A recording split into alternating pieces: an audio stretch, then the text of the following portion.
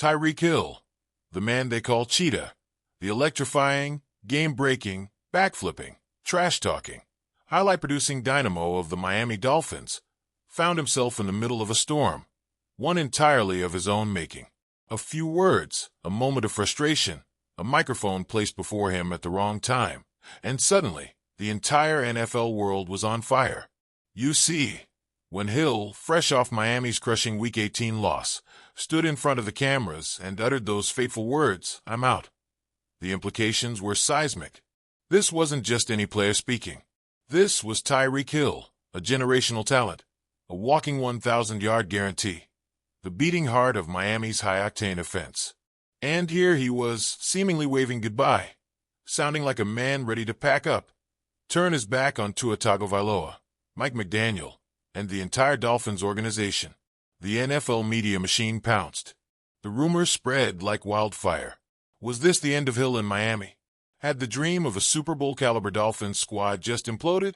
But now, here we are, just a few weeks removed from that moment, and suddenly, Tyreek is singing a very different tune.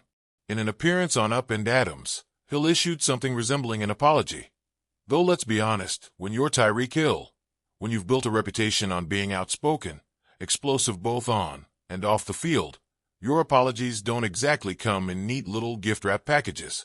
Instead, they come with an admission, a bit of regret, and, of course, an explanation. Hill now acknowledges that, yeah, maybe he could have handled things differently. Maybe saying, "I'm out," wasn't the wisest choice of words. Maybe letting raw emotion dictate the message in that moment wasn't the best move.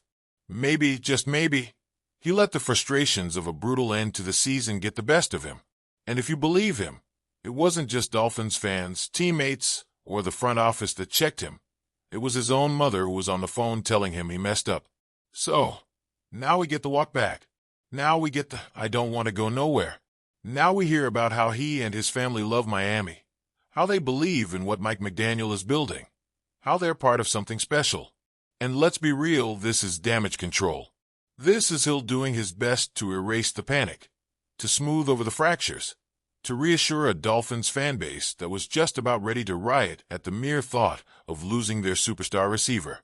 But let's not act like this whole situation came out of nowhere, because if you've been paying attention, you know that this wasn't the dream season Tyreek had envisioned. The man was supposed to be chasing history, pushing for 2,000 yards, cementing himself as the most dangerous weapon in the league. Instead, a season marred by injuries, a season where, from the very start, things felt off. The traffic stop in Week 1 that ended with him in handcuffs, a harbinger of things to come, nagging injuries that slowed him down, an undeniable factor. And the final stat line? 81 catches, 959 yards, 6 touchdowns.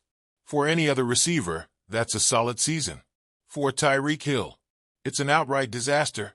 This is a man who thrives on production, who defines himself by numbers, by dominance. And suddenly, for the first time in his Miami tenure, those numbers weren't there. That alone can make a player restless. That alone can plant the seeds of frustration. And let's not forget why Tyreek Hill came to Miami in the first place. It wasn't just about the money, though. Let's be clear. The Dolphins did back up the Brinks truck for him. No, it was about proving a point, about showing the world that he didn't need Patrick Mahomes, that he could be the best receiver in the game without Kansas City, without Andy Reid, without the Chiefs' offensive juggernaut. And in 2022, he did just that. He made a statement. He shattered Dolphins records. He turned Tua Tagovailoa into an MVP candidate. But 2023, 2024, a different story. Miami made the playoffs, sure, but they weren't dominant. They weren't feared. They weren't the team everyone expected them to be. And that frustration boiled over. That frustration led to Tyreek Hill standing in front of those cameras, letting the words spill out before he had a chance to process them. So now, the question becomes, what does this really mean for the Dolphins moving forward? Is this just a blip, a moment of frustration that will be forgotten once the new season kicks off? Or is it something deeper? Is there a lingering discontent? Is there a crack in the foundation of this supposed championship-caliber team? Because here's the reality. This Dolphins team has questions. This Dolphins team has pressure. Tua Tagovailoa's contract situation looms large. Mike McDaniel, while innovative, still has yet to prove he can take this team beyond the first round of the playoffs. The defense? Inconsistent. The offensive line? A constant source of concern. And if Tyreek Hill truly believes in what Miami is building, then the time for words is over. The time for excuses, for frustration spilling out in post-game interviews. Done.